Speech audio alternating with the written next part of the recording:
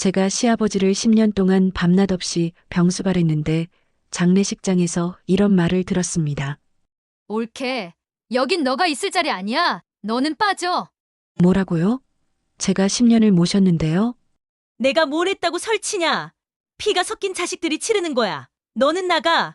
그 순간 내 귀와 가슴이 얼어붙는 것 같았습니다. 이럴 수가 있습니까? 그동안 나 혼자 병수발 드는 동안 손 하나 까딱도 안 한 사람들이 장례식장에서는 나가라고 하네요. 하지만 이 이야기는 여기서 끝이 아닙니다. 며칠 후 변호사가 찾아와서 말했어요. 고인께서 유언장을 남기셨습니다. 시아버지가 남기신 유언장에는 누구도 예상하지 못한 내용이 적혀 있었는데, 여기서 잠깐만요. 구독과 좋아요는 무료 버튼이니까 꼭 눌러주시고 다음 이야기 계속됩니다. 그 유언장을 본 순간 가족들의 얼굴이 새파랗게 변했어요. 도대체 시아버지가 무슨 말씀을 남기셨길래 이런 일이 벌어진 걸까요? 10년 동안 혼자 모든 걸 감당했던 며느리에게 과연 어떤 반전이 기다리고 있을까요? 지금부터 그 충격적인 이야기를 들려드리겠습니다. 내가 시집와서 제일 오래 한 게 뭔지 아세요?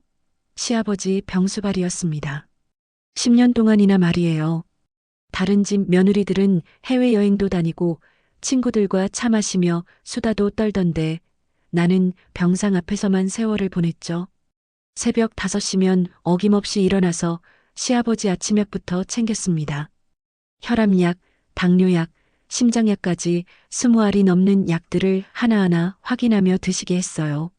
손에 힘이 없어 젓가락질도 못하시니까 밥을 떠서 입에 넣어드리고 국물도 한 숟가락씩 불어서 드시게 했습니다. 미정아, 미안하다. 너만 고생시키는구나. 시아버지가 떨리는 목소리로 말씀하시면 나는 억지로 웃음을 지으며 대답했어요. 아버님, 무슨 말씀이세요? 가족이잖아요. 가족이니까 그 말 하나로 버텼던 세월이었죠. 하지만 정말 가족이었을까요? 그때는 몰랐어요. 내가 얼마나 순진했는지 말이에요. 시아버지는 당뇨 합병증으로 다리에 감각이 없어지셨고 중풍까지 오셔서 몸 한쪽을 못 쓰셨어요. 화장실도 혼자 가실 수 없어서 밤낮 없이 호출벨 소리에 달려가야 했습니다. 밤에 잠을 제대로 잔 적이 언제인지 기억도 안 나네요. 미정아, 어서 와라. 급하다. 호출벨이 울리면 무슨 일인지 뻔했지만 그래도 후다닥 달려가야 했어요. 대소변을 받아내고 기저귀를 갈고 몸을 씻겨드리는 게 일상이었습니다. 처음엔 얼굴이 화끈거렸지만 10년 하다 보니 이제는 아무렇지도 않더라고요. 그런데 제일 힘든 건 육체적 고통보다도 정신적 외로움이었어요. 밤마다 시아버지 옆에서 쪽잠을 자면서 문득문득 드는 생각이 있었거든요. 내 인생이 이게 다인가? 하는 생각 말이에요. 20살에 시집와서 50살이 되기까지 나는 정말 나를 위한 시간이 있었던가 싶었어요. 신혼 때도 시어머니 뒷바라지하느라 정신없었고 아이들 키우느라 허리 한번 제대로 펴본 적이 없었는데 이제는 시아버지 병수발까지. 언제쯤 내가 내 인생을 살 수 있을까요? 남편 현수는 그런 내 모습을 보면서도 늘 고생한다 한마디만 했어요. 손 하나 까딱 안 하면서 말이에요. 회사 일이 바쁘다며 주말에도 골프 치러 나가고 아버지 간병은 모두 내 몫이었습니다. 여보, 이번 주말에 아버님 병원 모시고 가야 하는데 내가 말하면 현수는 벌써 얼굴을 찌푸렸어요. 아, 그날 중요한 모임이 있어. 미안한데 내가 좀 혼자 가줄래? 나중에 맛있는 거 사줄게. 혼자서 휠체어 밀고 병원 다니기가 얼마나 힘든지 모르는 소리였어요. 지하철 계단에서 휠체어 들고 내려가야 하고 엘리베이터 앞에서 한참 기다려야 하고 병원에서도 온갖 검사실 돌아다니느라 하루 종일 쫄쫄 굶어야 했죠. 하지만 뭐라고 할 수도 없었어요. 가장이니까 돈 벌어오니까 모든 게 다 용서되는 분위기였거든요. 시누이 순이와 시동생 현철도 마찬가지였어요. 한 달에 한 번 얼굴 비추면 그게 다였어요. 와서는 아버지 많이 좋아지셨네요 하고는 두어 시간 앉아 있다가 아이들 데리러 갈게 하며 슬금슬금 사라졌죠. 옳게 아버지 식사 좀 잘 챙겨드려. 요즘 너무 마르시는 것 같은데. 순이는 그런 말만 늘어났어요. 마치 내가 제대로 안 돌보는 것처럼 말이에요. 그러게 올케가 좀 더 신경 써야지. 우리가 맡길 수 있는 건 올케뿐인데. 시동생 현철도 한마디씩 거들었어요. 그러면서 정작 자기들은 명절 때나 생신 때 잠깐 얼굴 비추고는 일이 너무 바빠서라는 핑계로 금세 사라졌죠. 특히 순이는 우리 애들이 감기 걸릴까봐 오래 못 있겠어 하면서 일찍 돌아가기 일쑤였어요. 내 속마음을 그 누구도 몰랐어요. 아니, 알려고도 하지 않았죠. 나는 그냥 당연히 병수발해야 하는 며느리였고 내 인생은 시아버지 중심으로만 돌아갔습니다. 어느 날은 시아버지가 갑자기 숨이 가빠하시며 응급실에 실려갔어요.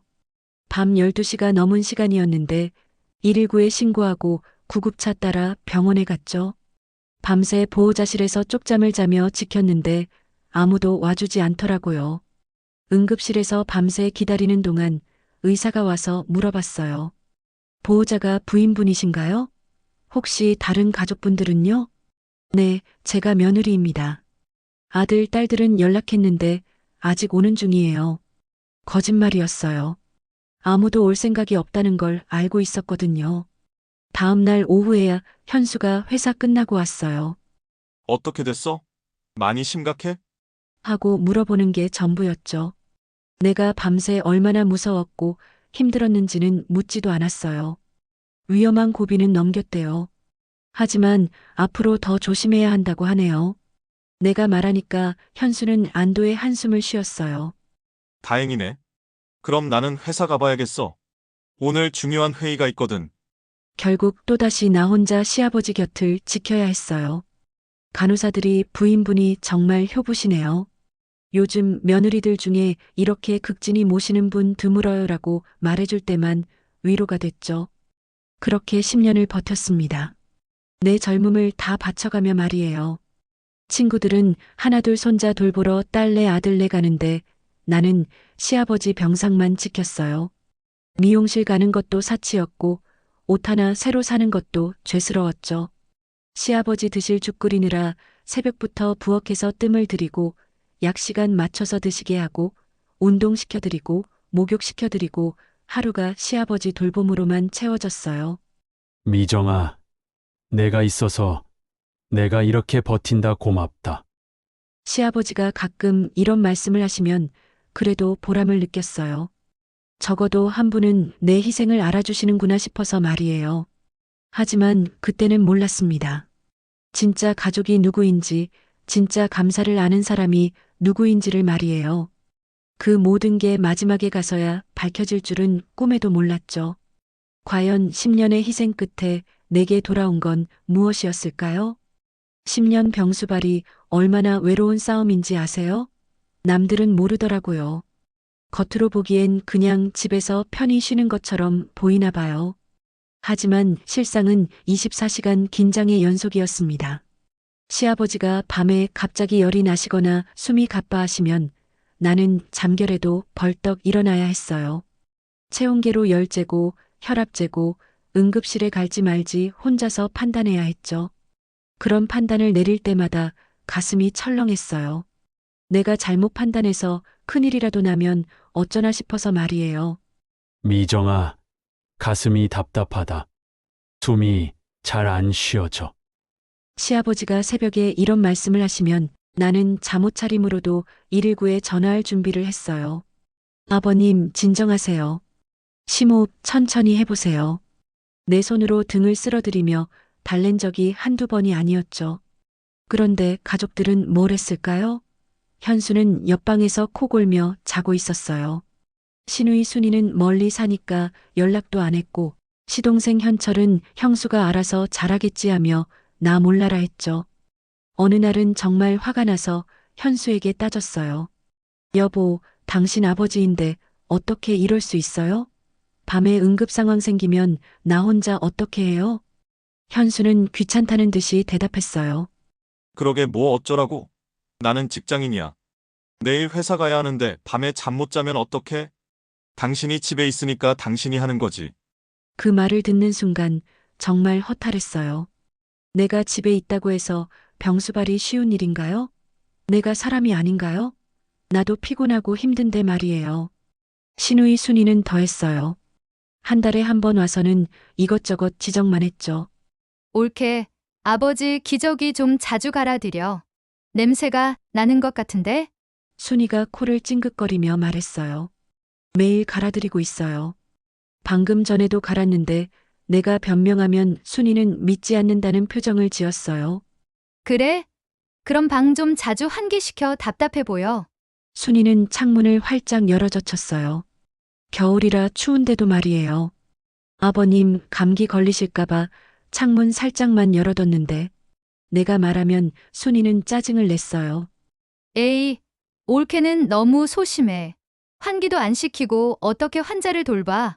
그러면서 정작 순이는 2시간도 안 있다가 우리 애들 학원 데려다줘야 해서 먼저 갈게라며 슬쩍 사라졌어요. 와서 지적만 하고 가는 거죠. 시동생 현철은 더 가관이었어요. 명절에 와서는 아버지 방에 인사 한 번 드리고는 거실에서 TV만 봤어요.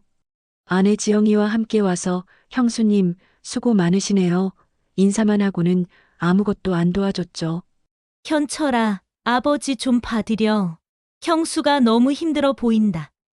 시어머니가 가끔 이런 말씀을 하시면 현철은 대답했어요. 어머니, 저는 아버지 몸 만지는 거 잘 못해요. 형수님이 전문가잖아요. 더 잘하실 거예요. 전문가라니요. 내가 언제 전문가가 됐나요? 그냥 10년 동안 억지로 하다 보니 익숙해진 것뿐인데 마치 내가 타고난 간병인인 것처럼 말하더라고요. 그런 와중에도 시어머니는 내게 이런저런 요구만 했어요. 미정아, 아버지 죽 너무 되직하게 끓이지 마라. 소 안 된다. 그리고 아버지 이불 좀 자주 빨아라. 냄새난다. 미정아, 병원 갈 때 좋은 과일 좀 사가지고 가라. 빈손으로 가면 안 되지. 모든 게 다 내 몫이었어요. 그런데 정작 칭찬은 한 번도 들어본 적이 없었죠. 항상 부족하다, 더 잘해야 한다, 이런 말만 들었어요. 어느 날은 정말 화가 나서 시어머니께 말씀드렸어요. 어머니, 저도 사람이에요. 10년 동안 정말 최선을 다했는데 왜 항상 부족하다고만 하세요? 시어머니는 벌컥 화를 내셨어요. 야, 이년아, 내가 뭘 했다고 그래? 며느리가 시아버지 모시는 게 당연한 거 아니야? 옛날에는 시어머니까지 모셨어. 너는 시아버지 혼자만 모시면서 뭐가 힘들다고 그래? 그 말을 듣고 나서 한동안 말문이 막혔어요. 내가 10년 동안 희생한 게 당연한 일이라고 하시니까요.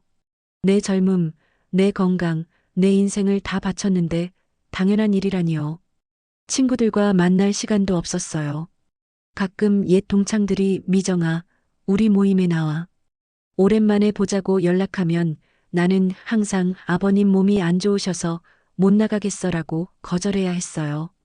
몇 번 그러다 보니까 친구들도 연락을 안 하더라고요. 이해는 해요. 맨날 못 나간다고 하니까 연락하기 미안했겠죠. 하지만 그래서 더 외로웠어요. 심지어 내 친정 어머니 문병도 제대로 못 갔어요. 친정 어머니가 수술하셨을 때도 하루 다녀왔는데 시어머니가 뭐라고 하시더라고요. 미정아, 내 어머니도 중요하지만 너희 시아버지도 중요하다. 하루 종일 비우면 안 되지. 저는 친정 어머니께는 정말 죄송했어요. 엄마가 제 사정을 알고 계셨지만 그래도 딸이 제 역할을 못한다고 생각하셨을 거예요. 시아버님 병원 다닐 때도 항상 저 혼자였어요. 정기검진, 응급실, 입원 모든 게 내 혼자 몫이었죠. 병원 서류 작성할 때 보호자란에 내 이름만 적혀 있는 걸 보면 서글펐어요. 환자분 가족 중에 아들이나 딸은 안 계신가요? 의사가 물어보면 있는데 바빠서 못 왔어요 라고 대답해야 했어요. 부끄러웠죠. 간병인을 쓰자고 몇 번 제안했지만 시어머니가 반대하셨어요. 간병을 쓰면 그 돈이 얼마나 비싼데. 며느리가 있는데 왜 남한테 돈 줘? 그래서 내가 간병인이 됐어요. 밤낮 없이 시중 들고 몸 씻겨드리고 기저귀 갈고 약 챙기고 간병인보다 더 많은 일을 했는데 월급은 없었죠.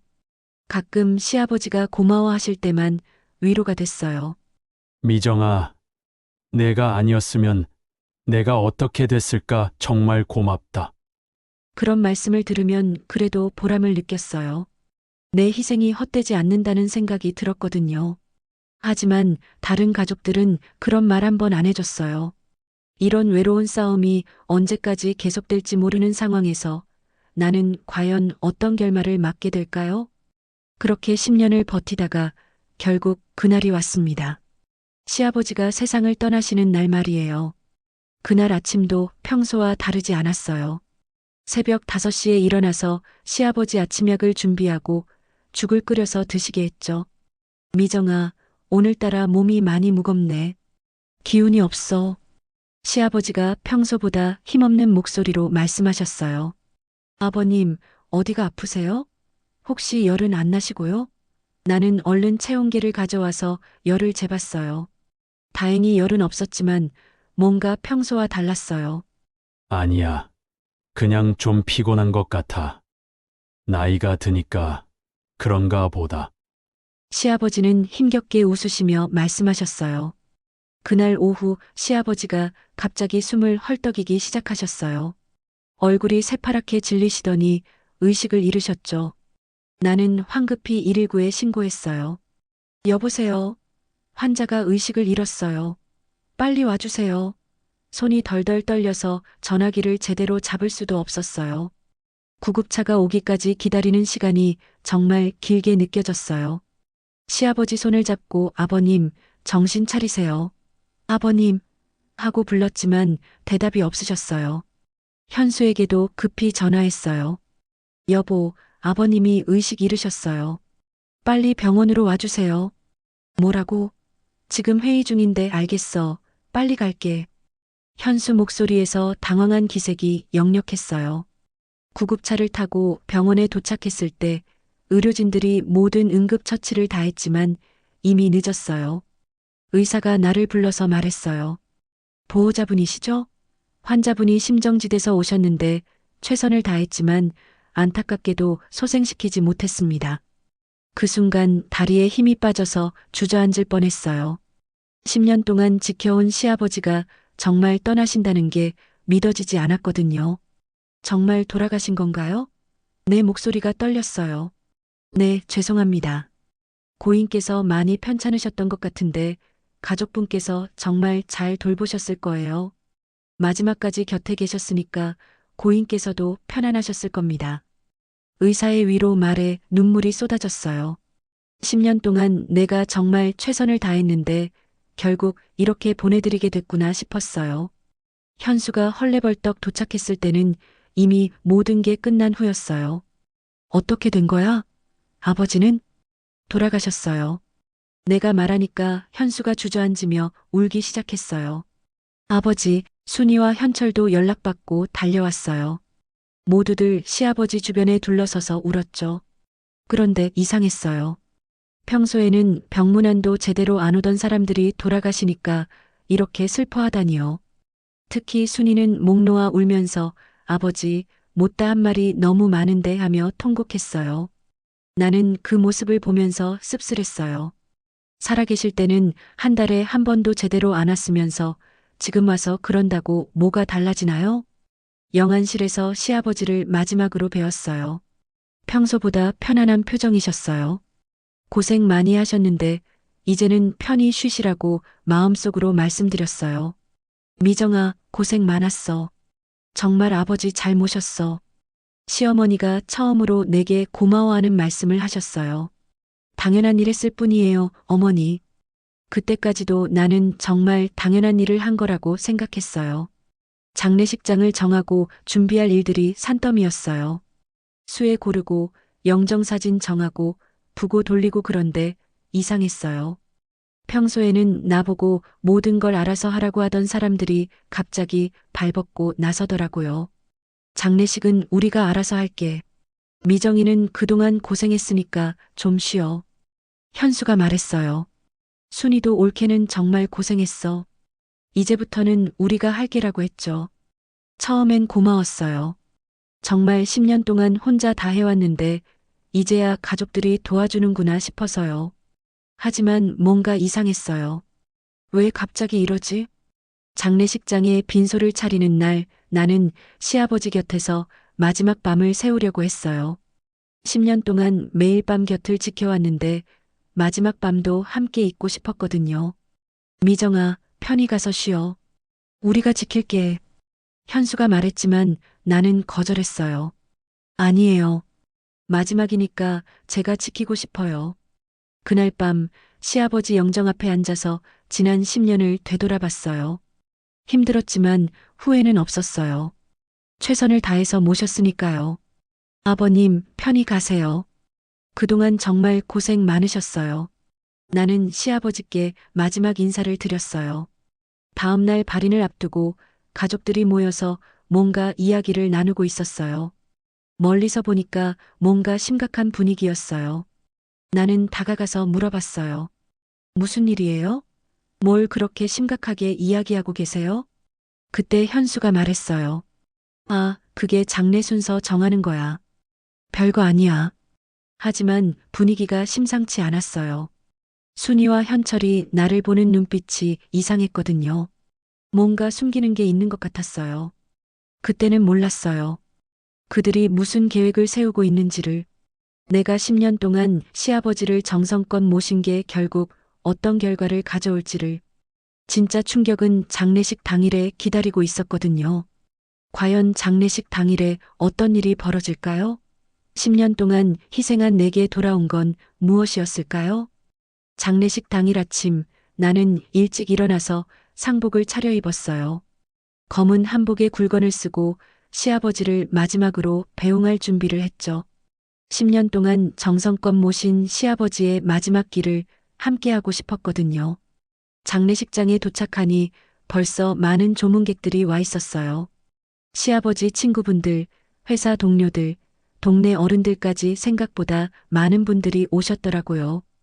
고인께서 참 복이 많으셨네요. 며느리가 이렇게 극진히 모셔드려서 편안히 가셨을 거예요. 시아버지 친구분이 내게 말씀해 주셨어요. 아니에요. 제가 해야 할 일을 했을 뿐이에요. 나는 정중히 인사를 드렸어요. 조문객들이 하나같이 내게 정말 고생하셨습니다. 효부시네요 하고 말씀해 주시는 걸 들으니까 그동안의 고생이 헛되지 않았구나 싶었어요. 발인 시간이 다가와서 영구차에 관을 모실 준비를 했어요. 나는 당연히 상주들과 함께 맨 앞에 서야 한다고 생각했어요. 10년 동안 시아버지를 모신 며느리니까 말이에요. 상주 복장을 한 현수, 순이, 현철이 관 앞에 섰어요. 나도 그들 옆에 서려고 했는데 순이가 갑자기 내 팔을 잡았어요. 옳게, 잠깐. 순이의 목소리가 평소와 달랐어요. 차갑고 날카로웠죠. 왜요? 나는 순이가 뭔가 당부할 말이 있나 보다 생각했어요. 그런데 순이가 한 말은 상상도 못한 말이었어요. 옳게, 여긴 내 자리 아니야. 빠져. 처음엔 귀를 의심했어요. 네. 뭐라고 하셨어요? 여기는 직계 가족들만 서는 자리야. 너는 며느리잖아. 뒤로 물러서. 신우이 목소리에는 차가운 냉기가 서려 있었어요. 무슨 말씀이세요? 저도 가족이잖아요. 10년 동안 아버님을 모셨는데 내 목소리가 떨렸어요. 현철도 거들었어요. 형수님, 죄송하지만 여기는 혈육들만 서는 자리예요. 형수님은 저희 뒤에 서주세요. 나는 믿을 수가 없었어요. 10년 동안 시아버지 곁을 지킨 내가 장례식에서 뒤로 밀려나야 한다니요. 여보, 당신도 뭔가 말 좀 해봐요. 나는 현수를 바라봤어요. 적어도 남편만큼은 내 편이 되어줄 거라고 생각했거든요. 하지만 현수도 마찬가지였어요. 미정아, 괜한 시비 걸지 말고 시키는 대로 해. 그 순간 가슴이 무너지는 것 같았어요. 내 남편마저 남이 되는 순간이었죠. 제가 뭘 잘못했나요? 그동안 정성껏 모셨는데 왜 이렇게 하세요? 내 목소리가 점점 커졌어요. 그때 시어머니가 나타났어요. 평소보다 훨씬 차가운 표정으로 말이에요. 내가 뭘 했다고 설치냐? 이 집 장례는 피가 섞인 자식들이 치르는 거야. 나가.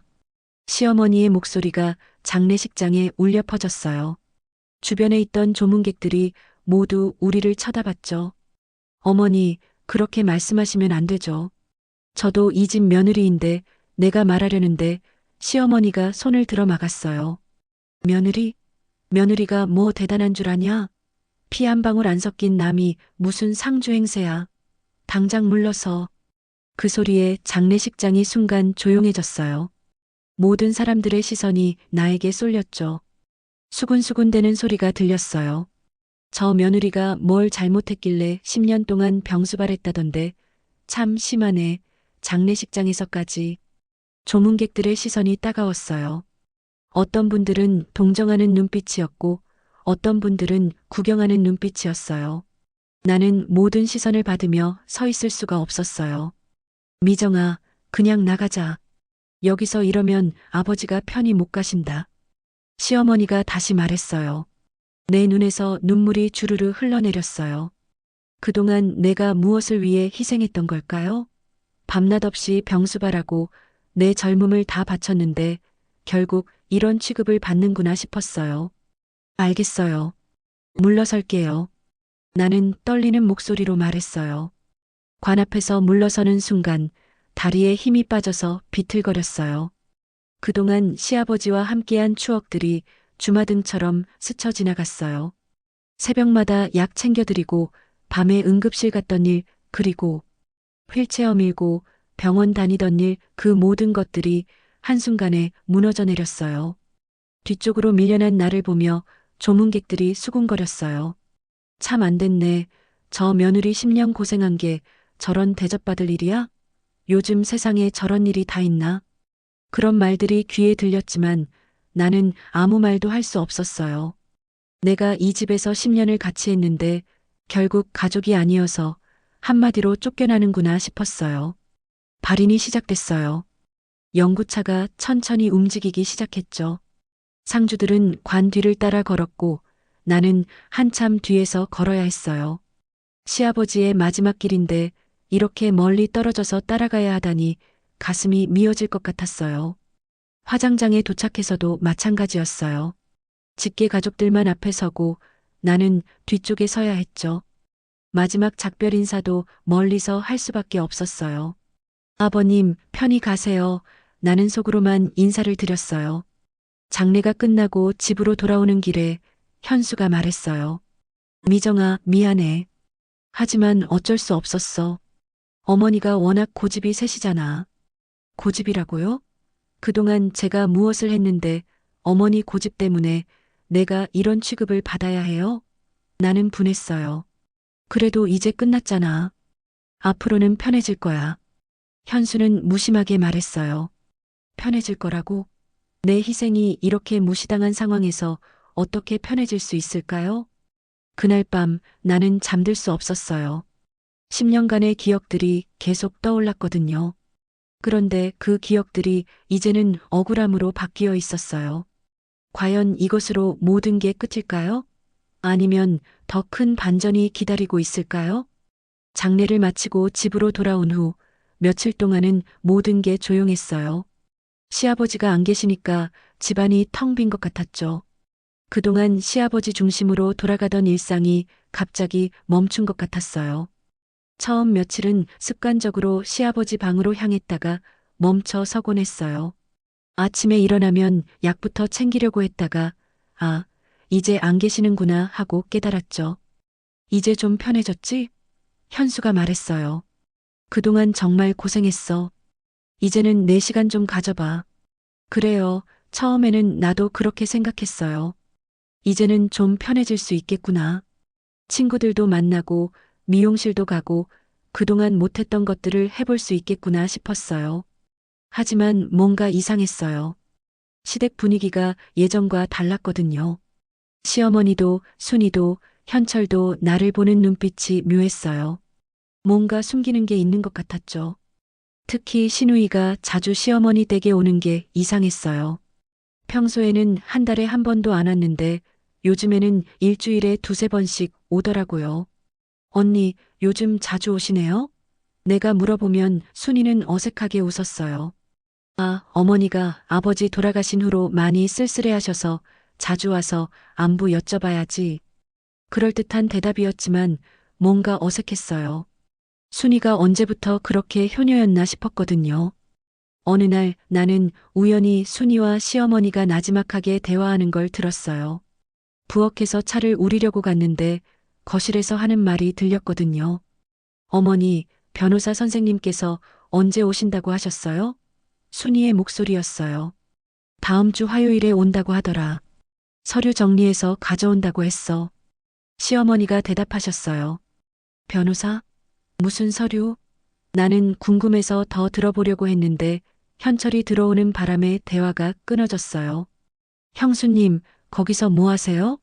현철이 나를 보고 물었어요. 아, 차 우리려고 했는데 나는 어색하게 대답했어요. 그날 이후로 가족들이 뭔가 비밀스럽게 행동하는 게 더 눈에 띄었어요. 내가 오면 대화를 멈추고 어떤 때는 아예 다른 방에서 이야기하더라고요. 일주일 후 화요일 정말로 변호사가 집에 왔어요. 정장을 입은 중년 남성이었는데 서류 가방을 들고 왔더라고요. 안녕하세요. 김 변호사입니다. 약속대로 왔습니다. 변호사가 정중히 인사했어요.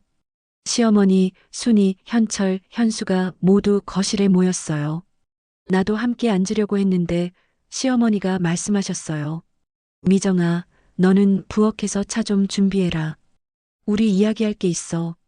어머니, 저도 가족인데 함께 들어도 되지 않을까요? 내가 말하니까 시어머니 표정이 굳어졌어요. 가족 일이니까 혈육들끼리 먼저 이야기하는 거야. 나중에 필요하면 부를게. 하는 수 없이 나는 부엌으로 갔어요. 하지만 문틈으로 들리는 소리를 들을 수밖에 없었죠. 변호사님, 아버지가 유언장을 남기셨다고 하는데 정말인가요? 현수의 목소리였어요. 네, 맞습니다. 고인께서 3년 전에 공증받은 유언장이 있습니다. 변호사가 답했어요. 유언장? 시아버지가 유언장을 남기셨다고? 나는 깜짝 놀랐어요. 그동안 내가 곁에 있었는데 그런 이야기는 한 번도 안 하셨거든요. 그럼 내용이 어떻게 되나요? 순이가 조급하게 물었어요. 일단 가족들이 모두 모이셨을 때 공개하는 게 좋겠습니다. 며느리분도 계시죠? 변호사가 물었어요. 아, 그 사람은 굳이 안 들어도 되는 내용이에요. 시어머니가 대답하셨어요. 굳이 안 들어도 되는 내용이라고? 내가 10년 동안 시아버지를 모셨는데 유언장 내용을 들으면 안 된다는 건가요? 하지만 법적으로는 모든 가족이 함께 들어야 합니다. 특히 오랫동안 고인을 돌보신 며느리분께서는 더욱 그렇죠. 변호사가 말했어요. 결국 나도 거실로 불려갔어요. 자리에 앉으니까 모든 시선이 나에게 쏠렸어요. 그런데 그 시선들이 예전과 달랐어요. 뭔가 경계하는 눈빛이었거든요. 그럼 이제 유언장을 공개하겠습니다. 변호사가 서류 봉투를 열었어요. 봉투에서 나온 건 몇 장의 문서였어요. 변호사가 첫 번째 장을 펼치며 읽기 시작했어요. 유언자 박진수는 정신이 온전한 상태에서 다음과 같이 유언합니다. 변호사의 목소리가 거실에 울려 퍼졌어요. 모든 사람들이 숨을 죽이고 들었어요. 나도 마찬가지였죠. 시아버지가 과연 무슨 말씀을 남기셨을까요? 첫째, 나의 모든 재산과 부동산은 변호사가 잠깐 멈췄어요. 그리고 다시 읽기 시작했어요. 나의 곁을 10년 동안 지켜준 며느리 정미정에게 모두 남긴다. 그 순간 거실이 얼어붙었어요. 아무도 말을 하지 못했죠. 나도 믿을 수 없었어요. 뭔가 잘못 들은 것 같았거든요. 잠깐만요. 다시 한번 읽어주세요. 현수가 떨리는 목소리로 말했어요. 변호사가 다시 읽었어요. 나의 모든 재산과 부동산은 나의 곁을 10년 동안 지켜준 며느리 정미정에게 모두 남긴다. 순이가 벌떡 일어났어요. 말도 안 돼. 며느리한테 재산을 다 준다고? 그럴 리가 없어요. 현철도 흥분했어요. 변호사님, 이거 위조 아닌가요? 확인해 보세요. 시어머니는 그 자리에서 기절할 뻔했어요. 내가 뭔 소리를 듣고 있는 거야? 변호사가 침착하게 말했어요. 이 유언장은 3년 전에 공증사무소에서 정식으로 공증받은 문서입니다. 법적 효력이 있습니다. 나는 꿈을 꾸는 것 같았어요. 시아버지가 정말 나에게 모든 재산을 남기셨다니, 10년 동안의 희생을 이렇게 보답해 주시다니, 과연 이 유언장으로 인해 어떤 일들이 벌어질까요? 변호사의 말이 끝나자마자 거실이 난장판이 됐어요. 순이는 소리를 지르며 책상을 탁 쳤고 현철은 서류를 빼앗으려고 했죠. 시어머니는 그 자리에서 주저앉으셨어요. 이럴 리가 없어. 아버지가 정신이 있으셨으면 그런 유언장을 남길 리가 없어. 순이가 목청을 높였어요. 맞아요. 분명히 누가 속인 거예요. 아버지는 치매도 있으셨는데. 현철도 소리쳤어요. 변호사가 차분하게 대답했어요. 유언장 작성 당시 고인께서는 정신적으로 아무 문제 없으셨습니다. 의사소견서도 함께 첨부되어 있고 공증인과 증인도 있었습니다. 그럼 언제 작성하셨다는 거예요? 현수가 물었어요. 3년 전 4월 15일입니다. 고인께서 직접 공증사무소에 오셔서 작성하셨습니다. 변호사가 서류를 뒤적이며 확인해 주었어요. 3년 전, 그때가 시아버지 상태가 많이 안 좋아지셨을 때였어요. 병원에서 시한부 선고를 받으셨던 시기였죠. 그런데 그때 이런 유언장을 남기셨다니. 미정아, 너 뭔가 알고 있었지? 아버지한테 뭐라고 꼬드겼어? 순이가 나를 노려보며 소리쳤어요. 저는 정말 몰랐어요. 아버님께서 그런 말씀 한 번도 안 하셨어요. 나는 정말로 놀라서 떨렸어요. 거짓말하지 마. 그동안 옆에 붙어 있으면서 그걸 모를 리가 있어? 현철도 화를 냈어요. 그때 변호사가 다시 서류를 펼쳤어요. 유언장의 이유도 적혀 있습니다. 읽어드릴까요? 읽어보세요. 시어머니가 간신히 정신을 차리고 말씀하셨어요. 변호사가 천천히 읽기 시작했어요. 나는 10년 동안 중병을 앓았다. 그 긴 시간 동안 나의 곁을 지킨 사람은 며느리 정미정 뿐이었다. 아버지가 나를 생각하고 계셨구나. 나는 눈물이 흘렀어요.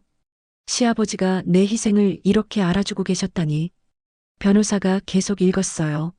나의 자식들은 바쁘다는 핑계로 한 달에 한 번도 제대로 오지 않았다. 하지만 미정은 하루도 빠짐없이 나를 돌봤다. 순이와 현철의 얼굴이 빨갛게 달아올랐어요. 사실이니까 뭐라고 할 말이 없었죠. 밤낮 없이 약을 챙기고 병원에 데려가고 몸을 씻겨주고 밥을 먹여줬다. 내 아들은 골프 치러 다니고 내 딸들은 친구들과 놀러 다니는 동안에도 미정만은 나를 지켰다. 현수가 고개를 숙였어요. 그것도 사실이었거든요. 그러므로 나는 나의 모든 재산을 진정한 가족인 며느리 정미정에게 남긴다. 이것이 10년간 나를 헌신적으로 돌본 그에게 줄 수 있는 마지막 선물이다. 변호사가 유언장을 다 읽고 나니 거실이 조용해졌어요. 모두들 할 말이 없었죠. 시아버지의 마지막 말씀이 너무나 명확했거든요. 그런데 순이가 갑자기 울면서 소리쳤어요. 안 돼. 이건 말이 안 돼. 우리가 친자식인데 왜 며느리가 재산을 다 가져가야 해? 누나 말이 맞아요. 법적으로 따져봐도 이상하잖아요. 현철이 거들었어요.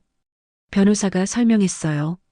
유언장이 법적으로 유효하다면 고인의 뜻대로 집행됩니다.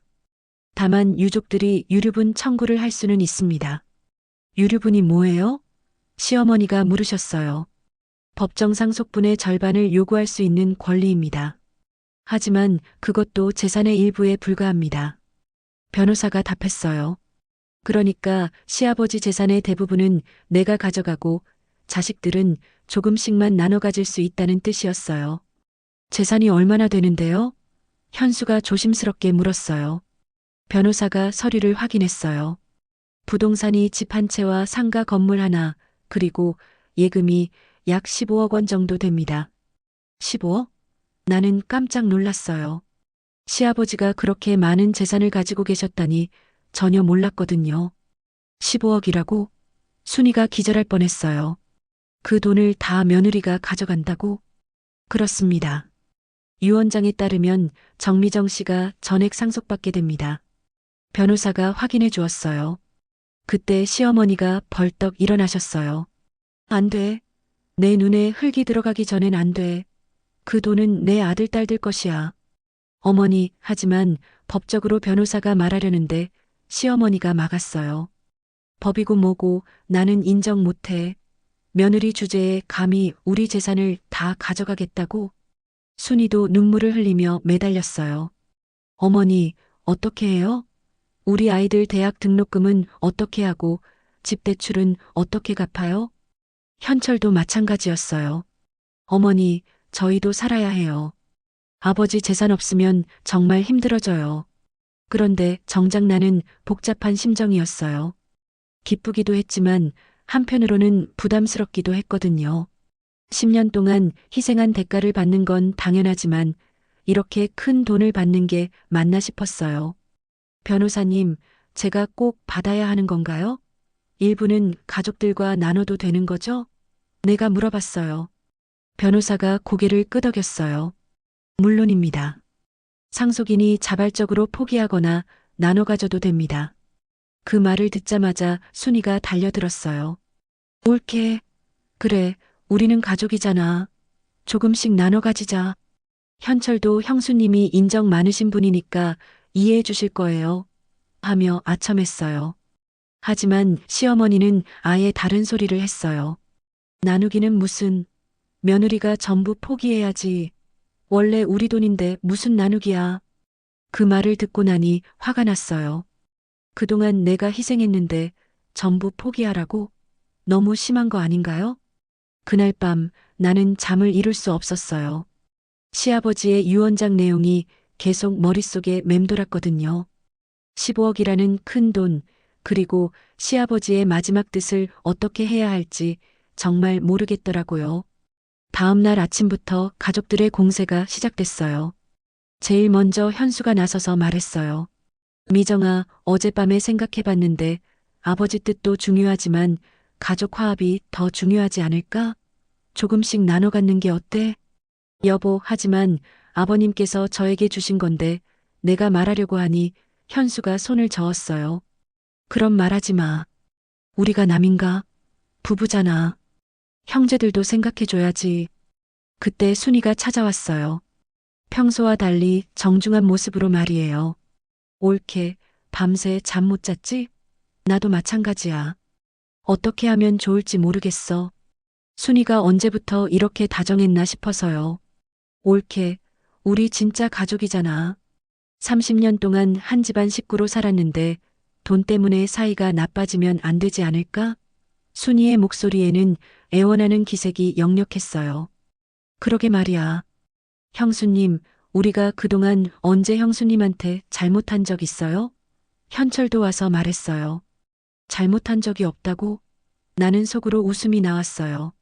10년 동안 병수발할 때는 손 하나 까딱 안 하면서 지금 와서 가족이라고 하다니요. 하지만 가장 가관인 건 시어머니였어요. 평생 나를 구박했던 시어머니가 갑자기 180도 달라졌거든요. 미정아, 어서 와서 앉아라. 아침은 먹었니? 시어머니가 웃으며 말씀하셨어요. 네, 먹었어요. 나는 어리둥절했어요. 우리 미정이가 참 고생 많았어. 10년 동안 아버지 모시느라 얼마나 힘들었겠어.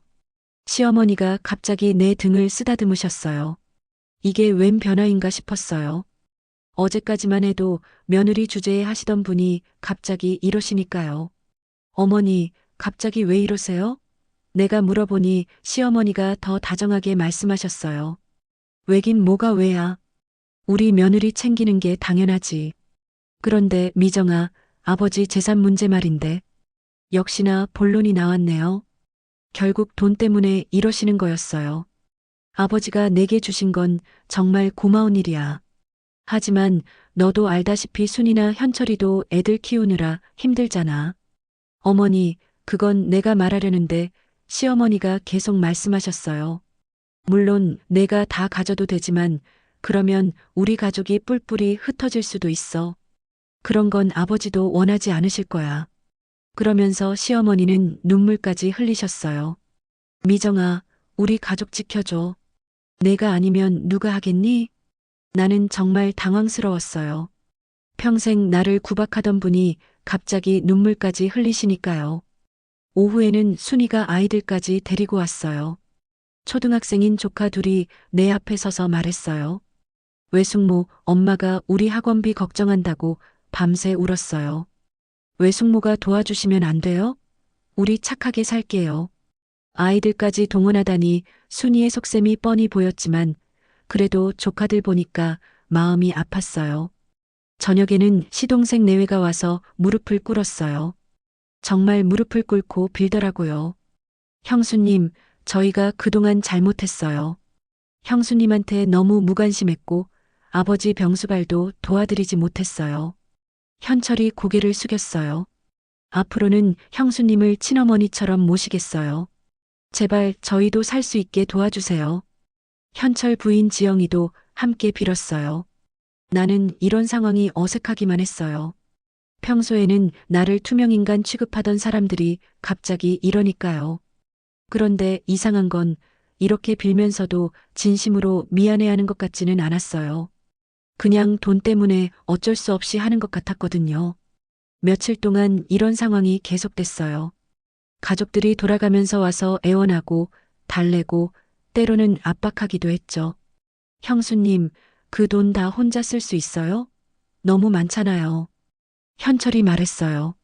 옳게 우리끼리 사이좋게 나눠 갖자. 그게 아버지도 기뻐하실 거야. 순이도 계속 설득했어요. 심지어 현수는 이런 말까지 했어요. 미정아, 내가 그 돈 다 가지면 사람들이 뭐라고 할까? 며느리가 시아버지 재산 독차지했다고 손가락질 받을 수도 있어. 손가락질? 내가 10년 동안 희생한 대가를 받는 게 왜 손가락질 받을 일인가요? 그러던 어느 날 나는 시아버지 방에 혼자 들어가 봤어요. 아직 그대로 두었던 시아버지 방에서 문득 시아버지 목소리가 들리는 것 같았어요. 미정아, 내가 받아야 할 몫이야. 누구한테도 미안해하지 마라. 그때 깨달았어요. 시아버지가 왜 나에게 모든 재산을 주셨는지를, 이 가족들의 본 모습을 누구보다 잘 아셨기 때문이었어요. 나는 결심했어요. 더 이상 눈치 보지 않기로요. 다음 날 가족회의가 있었어요. 모두들 내 대답을 기다리고 있었죠. 생각해봤는데요. 내가 말을 시작하자 모든 사람들이 기대에 찬 눈빛으로 나를 바라봤어요. 저는 아버님의 뜻대로 하겠어요. 나는 단호하게 말했어요. 뭐라고? 순이가 벌떡 일어났어요. 아버님께서 저에게 주신 거니까 저는 그대로 받겠어요. 나는 떨리지 않는 목소리로 말했어요. 그 순간 가족들의 얼굴이 순식간에 변했어요. 그동안 보여준 다정함은 온데간데 없이 사라지고 본 모습이 드러났죠. 드디어 나도 당당해질 때가 온 것 같았어요. 과연 어떤 일들이 펼쳐질까요? 내 말이 끝나자마자 거실의 분위기가 완전히 바뀌었어요. 그동안 가면을 쓰고 있던 가족들의 진짜 얼굴이 드러났죠. 뭐라고? 정말 혼자 다 가져가겠다고? 순이가 소리를 질렀어요. 며칠 전까지 옳게하며 다정하게 굴던 모습은 온데간데 없었어요. 미정아, 내가 어떻게 그럴 수 있어? 우리가 가족 아니야? 현수도 화를 냈어요.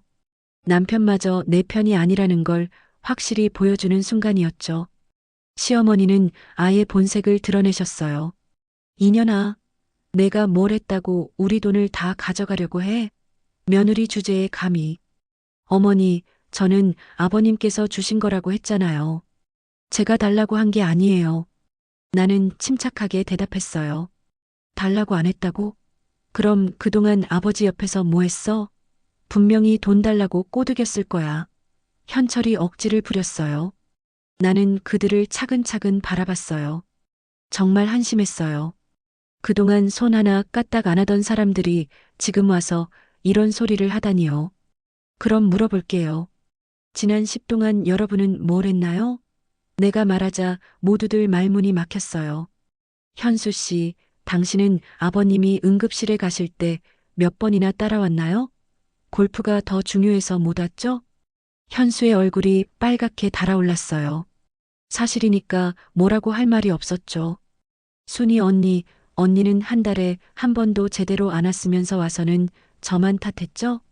아버님 기저귀 냄새 난다고, 방 환기 안 한다고, 음식 제대로 안 해준다고. 순이도 할 말이 없었어요. 그것도 다 사실이었거든요. 현철 씨, 당신은 아버님 몸 만지는 거 싫다면서 저보고 전문가라고 했죠? 전문가는 무슨 그냥 며느리라서 당연히 해야 한다고 생각한 거잖아요. 현철이 변명하려고 했어요. 그건 뭐예요? 할 말 없으면 조용히 하세요. 나는 단호하게 말했어요. 그러자 시어머니가 벌컥 화를 내셨어요. 야, 이년아. 내가 뭔데 우리한테 이런 식으로 말해? 아직도 이 집 며느리인 줄 알아? 그럼 이제 며느리 아닌가요? 그럼 더 좋죠. 이제 눈치 볼 일도 없고. 나는 오히려 시원했어요. 뭐라고? 시어머니가 기겁하셨어요. 나는 일어서서 당당하게 말했어요. 어머니, 지난 30년 동안 어머니가 저를 어떻게 대하셨어요? 며느리로 대접은커녕 항상 구박만 하시고 저 정말 고생 많았어요. 특히 지난 10년은 정말 지옥 같았고요. 2년이 정말 시어머니가 욕하려는데 나는 손을 들어 막았어요. 아직 할 말 안 끝났어요. 제가 10년 동안 뭘 했는지 정확히 말씀드릴게요. 나는 손가락을 하나씩 꼽으며 말했어요. 새벽 5시에 일어나서 아버님 약 챙기기 하루도 빠짐없이 했어요. 밤에 응급실 가기 혼자서 23번 갔어요. 병원 정기검진 혼자서 47번 갔어요. 가족들이 점점 작아지는 게 보였어요. 아버님 목욕시켜드리기, 기저귀 갈기, 침대에서 똥오줌 치우기, 이런 것들 매일 했어요. 그런데 여러분은 뭘 했나요? 그건 현수가 말하려다가 멈췄어요. 아무것도 안 했죠. 그러면서 이제 와서 가족이라고요? 돈 앞에서는 가족이군요. 순이가 울면서 말했어요. 옳게, 그래도 우리가 아예 모른 척한 건 아니잖아. 모른 척 안 했다고요? 그럼 뭘 했는데요? 한 달에 한 번 와서 2시간 앉아 있다가 가는 게 뭘 한 거예요? 나는 점점 목소리를 높였어요. 10년간 쌓였던 분노가 터져 나왔거든요. 현철 씨는 명절 때만 와서 아버님께 인사만 드리고 거실에서 TV만 봤고, 순이 언니는 아이들 감기 걸릴까봐 일찍 가야 한다고 핑계대고 도망갔죠. 그건 사정이 있어서 현철이 변명했어요. 사정이요? 10년 동안 사정만 있으셨네요. 근데 이제 돈 이야기 나오니까 갑자기 사정이 달라졌나 봐요. 그때 변호사에게서 전화가 왔어요. 상속 절차 관련해서 확인할 게 있다고 했죠. 네, 변호사님. 네, 결정했어요. 아버님 뜻대로 하겠어요. 나는 가족들이 보는 앞에서 당당하게 대답했어요. 전화를 끊고 나니 가족들이 마지막 시도를 했어요. 미정아, 정말 이러려고? 우리 관계가 이렇게 끝나도 되는 거야? 현수가 애원하는 목소리로 말했어요. 끝나는 게 아니라 이제 제대로 시작하는 거예요. 나는 웃으며 대답했어요. 뭐가 시작한다는 거야? 순이가 물었어요. 제 인생요. 50년 동안 남들 위해서만 살았는데 이제는 저를 위해 살려고요. 나는 가방을 들고 현관으로 향했어요. 더 이상 이 집에 있을 이유가 없었거든요. 어디 가려고? 시어머니가 물으셨어요. 제 집 보러 가요. 아버님께서 물려주신 집 말이에요. 나는 신발을 신으며 말했어요. 미정아, 현수가 뒤따라왔어요. 정말 이러려고? 우리 이혼하려고? 그건 당신이 정하세요. 저는 이제 당신 눈치 안 볼 거니까. 나는 문을 열며 말했어요. 집을 나서면서 뒤를 돌아봤어요. 가족들이 현관에 서서 나를 바라보고 있었죠. 그런데 전혀 안쓰럽지 않았어요. 오히려 시원했어요. 10년 동안 참았던 게 다 터져 나온 것 같아서요. 시아버지 목소리가 들리는 것 같았어요. 미정아, 잘했어. 이제 내 인생을 살아라. 나는 당당하게 걸었어요. 15억이라는 돈도 중요하지만 더 중요한 건 내가 드디어 자유를 찾았다는 거였어요. 이제야 말할 수 있겠네요. 10년의 눈물이 오늘에서야 빛을 보네요. 내 희생은 결코 헛되지 않았습니다. 병수발 10년 했는데 장례식장에서 쫓겨났던 며느리가 드디어 웃을 수 있게 됐네요. 시아버지가 떠나신 지 1년, 그리고 내가 진짜 자유를 찾은 지도 1년이 흘렀어요. 이제 와서 돌이켜보니 그날이 내 인생의 진짜 시작이었던 것 같아요. 시아버지가 물려주신 집에서 혼자 살고 있어요. 처음에는 혼자 사는 게 어색했지만 이제는 너무 편해요. 아무 눈치 볼 필요 없고 내가 원하는 대로 살 수 있거든요.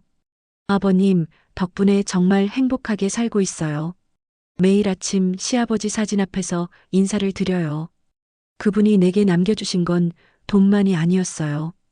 진짜 자유와 존엄을 찾게 해주셨거든요. 저는 요즘 여행을 많이 다녀요. 10년 동안 집에만 있었던 게 아까워서 이것저것 다 해보고 있어요. 지난주에는 제주도 여행을 다녀왔어요. 혼자 가는 여행이었는데 정말 자유로웠어요. 아무도 빨리 와라, 밥 차려라 하지 않으니까 얼마나 편한지 몰라요. 친구들도 많이 생겼어요. 미정이가 정말 달라졌네. 표정도 밝아지고 말도 많아지고. 친구 영숙이가 말해줘요. 그러게 말이야. 예전에는 항상 피곤해 보였는데 지금은 완전 다른 사람 같아. 친구 순자도 맞장구 쳐요. 정말 그래요. 거울을 보면 얼굴에 생기가 돌고 환한 모습이 10년 동안 잃었던 내 모습을 찾은 것 같아요. 그런데 한 달 전부터 현수에게서 자꾸 연락이 오는데, 미정아, 밥 한번 먹자. 이야기하고 싶은 게 있어. 처음에는 무시했는데 계속 연락이 와서 한 번 만났어요. 만나서 보니 현수가 많이 초라해져 있더라고요. 미정아, 미안해. 내가 그때 너무 잘못했어. 현수가 고개를 숙이며 말했어요. 지금 와서 미안하다고요? 나는 덤덤하게 대답했어요. 정말 미안해. 내가 10년 동안 얼마나 힘들었는지 혼자 살아보니 이제야 알겠어. 혼자 살기 어렵다고요? 나는 웃음이 나왔어요. 내가 10년 동안 시아버지 돌보면서 혼자 다 했을 때는 힘든 줄 몰랐으면서 이제 와서 어렵다고 하네요. 미정아, 우리 다시 같이 살자. 내가 달라질게. 현수가 매달렸어요. 달라진다고요? 어떻게요? 내가 물어봤어요. 집안일도 도와주고 내 말도 잘 들을게. 정말 후회하고 있어. 이젠 늦었어요. 저는 이렇게 사는 게 좋아요. 현수 말로는 순이와 현철도 많이 후회한다고 해요. 유류분 소송을 걸었지만 결국 얼마 못 받았거든요. 15억 중에서 겨우 1억씩 받았다고 하더라고요. 형수님이 마음만 먹으면 우리 더 적게 받을 수도 있었는데 그래도 나눠줘서 고맙다고 전해달라고 했어. 고맙다고요? 참 뻔뻔한 사람들이에요. 자기들이 억지로 유류분 소송 걸어서 받아간 건데 고맙다니요. 시어머니는 자식들이 돌보기 힘들다고 해서 요양원에 들어가셨다네요. 참 아이러니해요. 평생 며느리는 시부모 모시는 게 당연하다고 하시던 분이 정작 자식들한테는 그런 대접을 못 받고 계시네요. 가끔 시어머니가 현수를 통해 저에게 보고 싶다고 하신다는데 저는 요양원에 가고 싶지도 않아요. 사실 그분께 해드릴 말이 없거든요. 저는 이제 새롭게 작은 카페를 하려고 준비하고 있습니다. 시아버지가 남겨주신 돈 중 일부로 이름은 자유라고 지었어요. 나처럼 억압받고 살았던 분들이 와서 편히 쉴 수 있는 공간으로 만들고 싶어요. 요즘 혼자 사는 중년 여성들이 모일 수 있는 공간이 필요해. 나도 단골 손님 될게. 미정이가 하는 거라면 정말 따뜻한 곳이 될 것 같아. 순자가 격려해줬어요. 어제는 시아버지 일주기여서 혼자 성묘를 다녀왔는데 가족들은 아무도 오지 않더라고요. 저는 아버님께서 제 인생을 다시 찾게 해주셔서 감사하다고 인사를 드렸죠. 바람이 살랑 불면서 마치 시아버지가 대답해 주시는 것 같았어요. 잘했어, 미정아. 이제 정말 내 인생을 살아라. 집으로 돌아오는 길에 문득 1년 전 생각이 났어요. 장례식장에서 쫓겨났던 그날 정말 억울하고 분했는데 지금 생각해보니 그게 오히려 축복이었네요. 그날이 있었기 때문에 내가 각성할 수 있었거든요. 저는 시아버지께서 마지막에 남기신 말씀이 계속 기억나요. 진정한 가족은 피가 아니라 마음으로 맺어지는 거야. 정말 그래요. 지금 내 주변에 있는 친구들이 진짜 가족 같아요. 서로 챙기고 격려하고 함께 웃고 울어요.